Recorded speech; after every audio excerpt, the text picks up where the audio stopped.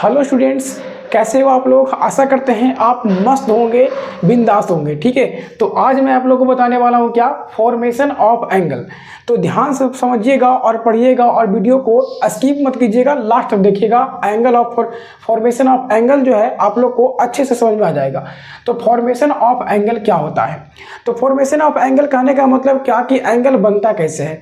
तो आप लोग सभी को पता होगा कि दो लाइन के बीच के इंक्लिनेशन को हम एंगल कहते हैं। फॉर एग्जाम्पल कि अगर एक लाइन ऐसा कुछ हो L1 जिसको हम मान लेते हैं और दूसरा लाइन यहाँ से L2 खींचते हैं, ठीक है, तो इसके बीच के जो झुकाव होता है, जो इंक्लिनेशन होता है, अगर उसके हम थीटा से रिप्रेजेंट करें तो वही थीटा क्या कहलाएगा, इन दोनों के बीच का कोण कहलाएगा, इन दोनों के बीच का एंगल कहलाएगा। ठीक है, तो ये तो भाई सबको पता है कि दो रेखा के बीच में क्या बन जाता है, एंगल बन जाता है। जैसे कि अगर हम कहते हैं कि ये देखिए यहाँ पर ये एक रेखा L1 है और ये की रेखा L2 है, तो इसके बीच का जो झुकाव होगा वही क्या कहलाएगा, इन दोनों के बीच के कोण कहलाएगा, जिसको इंग्लिश में हम लोग क्या बोलते हैं, एंगल। ठीक है, अब क्या हुआ कि कोई कहेगा कि सर अगर इसमें से क्या करें ना कि किसी एक रेखा को, किसी एक लाइन को अगर हम फिक्स कर दे तो क्या होगा, और कि कोई कहेगा कि नहीं सर दोनों रेखा को अगर हम फिक्स कर देते हैं तो कैसा एंगल बनने वाला है। तो इसी के बारे में आज हम पढ़ने वाले हैं। तो इसका लिखेंगे हम लोग क्या, टाइप्स ऑफ एंगल। ठीक है, कि कोण के प्रकार। तो कोण के प्रकार कैसे होते हैं, तो कोण के जो प्रकार होते हैं मेरे भाई मेरे दोस्त, वो दो होते हैं। ठीक है, पहला क्या होता है, पहला होता है आपका एंगल इन जियोमेट्री। ठीक है, और दूसरा होता है एंगल इन ट्रिग्नोमेट्री।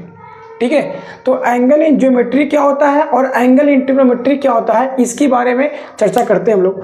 तो देखो एंगल इन ज्योमेट्री क्या होता है, एंगल इन ज्योमेट्री क्या होता है, तो पहले भाई तुम लोग जान चुके हो कि एंगल जो बनता है वो दो रेखाओं के बीच में बनता है।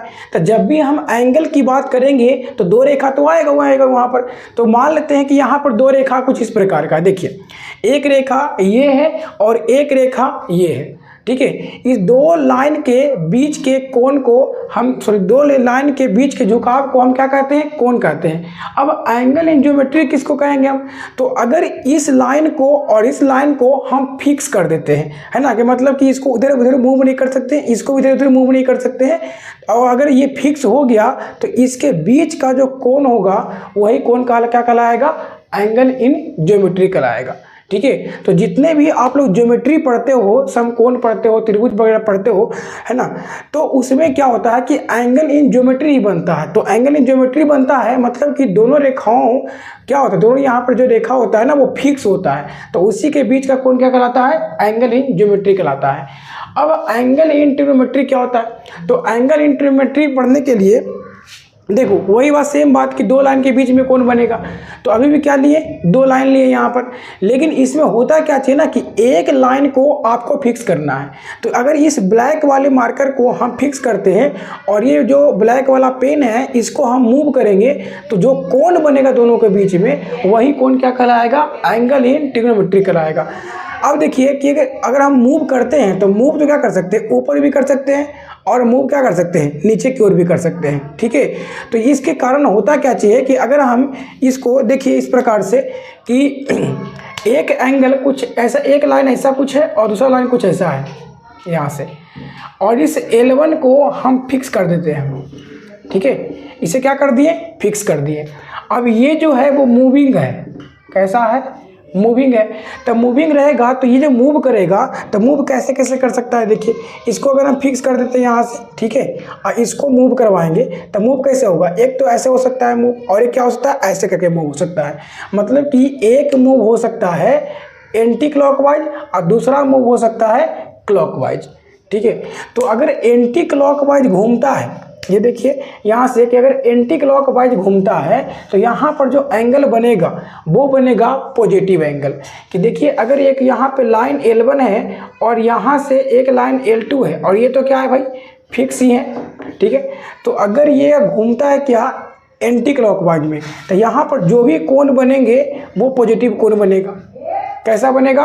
तो पॉजिटिव कोण बनेगा।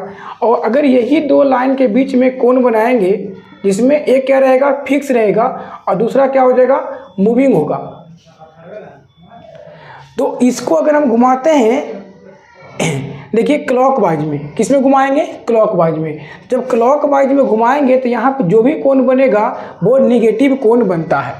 तो आशा करते हैं कि आप लोग को समझ में आ चुका होगा कि कैसे एंगल बनता है।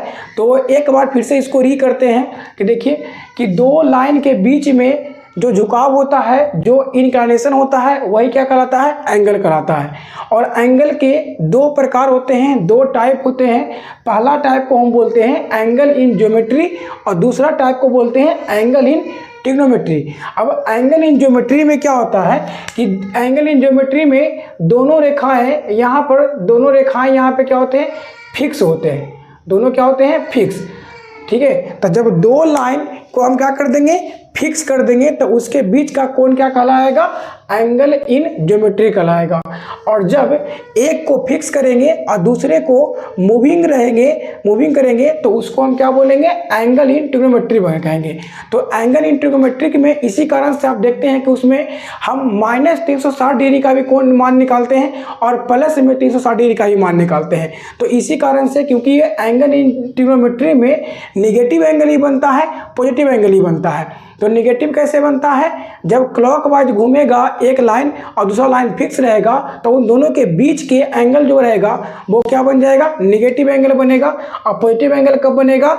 जब एक को रखेंगे फिक्स और दूसरे को जब मूव करवाएंगे। और वो किस प्रकार से मूव करवाएंगे? तो एंटी क्लॉकवाइज में, तब वो क्या बन जाएगा?